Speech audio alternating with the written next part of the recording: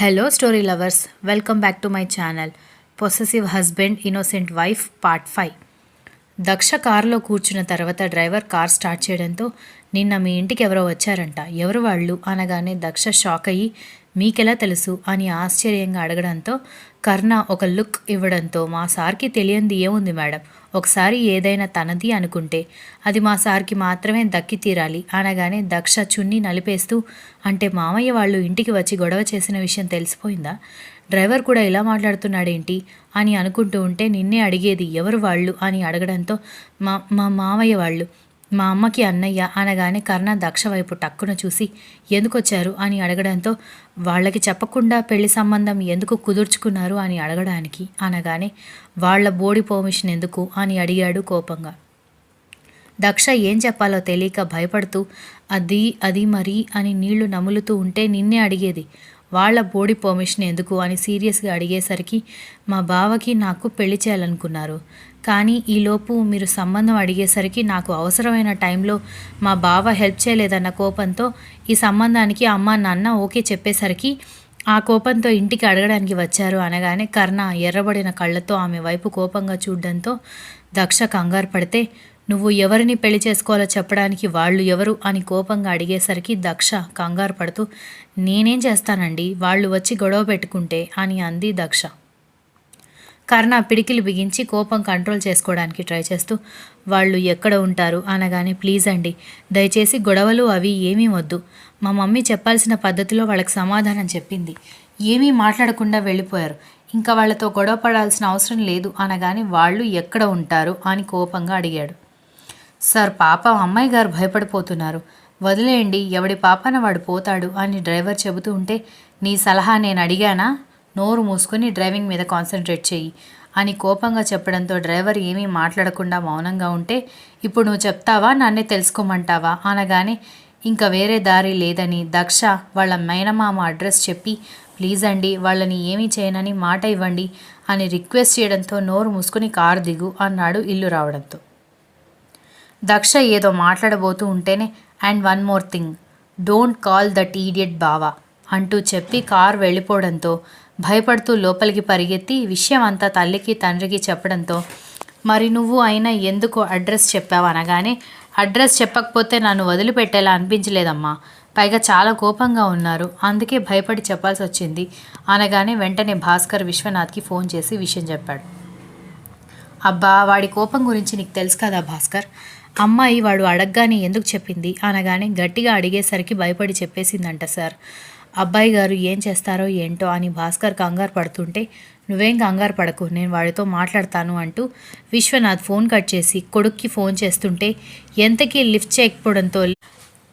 Lift the call డామెట్ అని అరుస్తూ Vishwanath phone చేస్తున్నా కొడుకు ఫోన్ లిఫ్ట్ చేయకపోవడంతో ఏమైందండి ఎందుకంత కోపంగా ఉన్నారు అనగానే విశ్వనాథ్ విషయం చెప్పి ఇప్పుడు వీడు వెళ్ళి వాళ్ళని ఏమంటాడో ఏంటో అందుకే కాల్ చేస్తున్నాను అనగానే వసుంధర కూడా కంగారు పడింది. ఎంత ట్రై చేస్తున్నా విశ్వనాథ్ కాల్ కొడుకు రిసీవ్ చేసుకోకపోవడంతో ఈ ఈడియట్ని ఏదైనా పిచ్చి పని చేస్తే మాత్రం ఖచ్చితంగా వదిలిపెట్టను అనగానే వసుంధర కంగారు పడుతూ ఉండగానే కర్ణ ఇంట్లోకి వస్తూ కనిపించేసరికి ఏంట్రా మీ డాడీ అన్నిసార్లు కాల్ చేస్తుంటే కాల్ రిసీవ్ చేసుకోలేదు అని వసుంధర కోపంగా అడిగేసరికి హెవీ రైన్ మమ్మీ, కారు కూడా రోడ్ మీద కదలలేదు, అందుకే వర్షం ఆగే వరకు ఆగి ఇంటికి వస్తున్నాను, ఫోన్ డెడ్ అయింది, ఇంతకీ ఎందుకు ఇద్దరు అంత హాట్గా ఉన్నారు అని అడిగాడు ఇద్దరిని చూస్తూ. వాళ్ళిద్దరూ ఒకరినొకరు చూసుకుని నిజంగానే నువ్వు వర్షం వల్ల లేట్ అయ్యి ఇంటికి వస్తున్నావా అని అడగడంతో ఎస్ డాడీ, అసలు ఎందుకు అలా క్రాస్ క్వశ్చన్స్ వేస్తున్నారు అని కోపంగా అడిగేసరికి దక్ష దగ్గర వాళ్ళ మేనమామ వాళ్ళ గురించి చెప్పినప్పుడు సీరియస్ అయ్యి వెళ్ళిపోయావంట కదా, వాళ్ళ దగ్గరికి వెళ్ళి ఏమైనా గొడవ చేస్తున్నావేమోనని కంగారు వచ్చింది అని అన్నారు ఇద్దరు. అంత చీప్గా వాళ్ళ దగ్గరికి వెళ్ళి గొడవ చేయను నేను, నా స్టైల్ వేరేగా ఉంటుంది, అది మీకు కూడా తెలుసు కదా అని కర్ణ ఇద్దరిని సీరియస్గా చూసేసరికి అప్పటికీ కొడుకు మీద నమ్మకం కుదరక ఇద్దరూ డౌట్గా కొడుకు వైపు చూస్తుంటే కర్ణ ఫ్రెష్ అవ్వడానికి రూమ్లోకి వెళ్ళిపోయాడు. తర్వాత నార్మల్గానే కిందకొచ్చి గ్రీన్ టీ తాగి ఫ్రూట్ సలాడ్ తినేసి ఆఫీస్ వర్క్ ఉండడంతో మీటింగ్ రూమ్లోకి వెళ్ళిపోవడంతో వీడు చూస్తుంటే నార్మల్గానే ఉన్నాడు, మనమే టెన్షన్ పడుతున్నట్టు ఉన్నామండి అని వసుంధర చెబుతూ ఉంటే లేదు నాకెందుకో వీడి మీద నమ్మకం కుదరట్లేదు, పైకి చెప్పట్లేదు కానీ ఆ అమ్మాయి వీడికి బాగా నచ్చేసింది, ఆ అమ్మాయి ఒప్పుకోకపోతే ఆ అమ్మాయిని కూడా బెదిరించి ఒప్పించేలా ఉంటే వాళ్ళొచ్చి గొడవ చేశారు అంటే ఎక్కడ ఆ అమ్మాయి మనసు మార్చుకుంటుందోనని వీడికి ఖచ్చితంగా లోపల ఉంటుంది. అందుకే వీడు ఈ విషయాన్ని ఇంత సులభంగా వదిలిపెడతాడని నాకు అనిపించట్లేదు అన్నాడు విశ్వనాథ్. వసుంధర కూడా ఆలోచనలో పడి ఆ విషయం గురించి ఆలోచిస్తూ చాలాసేపు అలాగే ఉండిపోయారు. మర్నాడు ఉదయాన్నే వసుంధర కలవాలని పిలవడంతో భాస్కర్ మహాలక్ష్మి వెళ్ళేసరికి పూజారి గారు హాల్లో కూర్చుని ఉండడంతో భాస్కర్ మహాలక్ష్మి నమస్తే పెట్టి నిలబడేసరికి, ఇప్పుడు మీరు మాకు కాబోయే వియంకులు మహాలక్ష్మి, అలా పనివాళ్లలాగా పక్కన నిలబడకండి, వచ్చి కూర్చోండి అంటూ బలవంతంగా వాళ్ళని కూర్చోబెట్టి, ఎంగేజ్మెంట్కి మంచి ముహూర్తం చూడండి పూజారి గారు అని చెప్పడంతో దక్ష కర్ణ జాతకాలు ఇద్దరివి చూసి, ఇద్దరివి మహాజాతకాలు, కాకపోతే వీళ్ళిద్దరూ కలవడానికి చాలా ఆటంకాలు కనిపిస్తున్నాయి అమ్మగారు అన్నాడు పూజారి. అదేంటి పూజారి గారు అంత మాట అన్నారు అని వసుంధర అడిగేసరికి, నిజమేనమ్మా, నిజానికి వీళ్ళిద్దరి జాతకాల్లో వీళ్ళిద్దరూ తప్ప మరొకరికి రాసిపెట్టి లేదు, కానీ వీళ్ళిద్దరూ కలవడానికి మాత్రం చాలా ఆటంకాలు ఎదుర్కోవాల్సి ఉంటుంది, చాలా గొడవలు, చాలా డిస్టర్బెన్స్లు ఉన్నాయి అనగానే మహాలక్ష్మి, భాస్కర్, విశ్వనాథ్, వసుంధర ఒకరినొకరు కంగారుగా చూసుకుని, ఏదైనా శాంతి ఉంటే చెప్పండి అని నలుగురు ఒకేసారి అడిగి ఒకరినొకరు చూసుకున్నారు. శాంతి ఉంది కానీ పూర్తిగా ఫలితాన్ని ఇస్తుందని నాకైతే నమ్మకం లేదమ్మా అనగానే, ఒక 70% సమస్య సాల్వ్ అయిపోయినా కూడా సమస్య తీరిపోయినట్టే కదా పూజారి గారు. పైగా పెళ్ళంటేనే వద్దు అన్నవాడు ఆ అమ్మాయిని చూడగానే పెళ్లి కొప్పుకున్నాడు. వాడి కోసమైనా సరే ఈ పెళ్లి జరగాల్సిందే. పైగా ఆ అమ్మాయి కూడా మాకు బాగా నచ్చింది అని వసుంధర చెప్పేసరికి, అయితే ఈ శుక్రవారం గుడికి రండి అమ్మా, నేను ఈ సమస్యని బాగా క్షుణ్ణంగా పరిశీలించి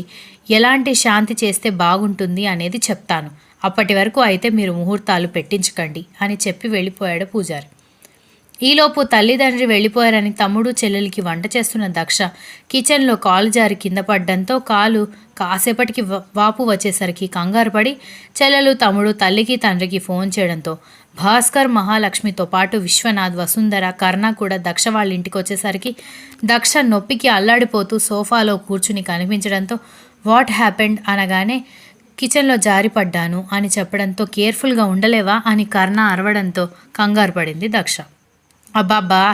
ఆ అమ్మాయి అసలే నొప్పికి అల్లాడిపోతుంటే మధ్యలో నీ గోలేంట్రా అని కొడుకుని తిట్టి డాక్టర్ని పిలిపించారు వాళ్ళు. ఆ వాపు చూసి బోన్ ఫ్రాక్చర్ అయినట్టుంది అనగానే అందరూ కంగారు పడి ఒకరినొకరు చూసుకుంటూ ఉంటే, కింద పడితే కాళ్ళు బెణుకుతుంది, కానీ మోకాలు చూసారా ఎంత లావుగా వాచిపోయిందో, అంత త్వరగా వాపు వచ్చిందంటే బోన్ ఫ్రాక్చర్ ఉంటేనే, త్వరగా హాస్పిటల్కి తీసుకురండి, స్కాన్ చేద్దాం అనగానే అప్పటికప్పుడు హాస్పిటల్కి తీసుకువెళ్ళారు. Continues. If you like this story, please like, share, comment and don't forget to subscribe.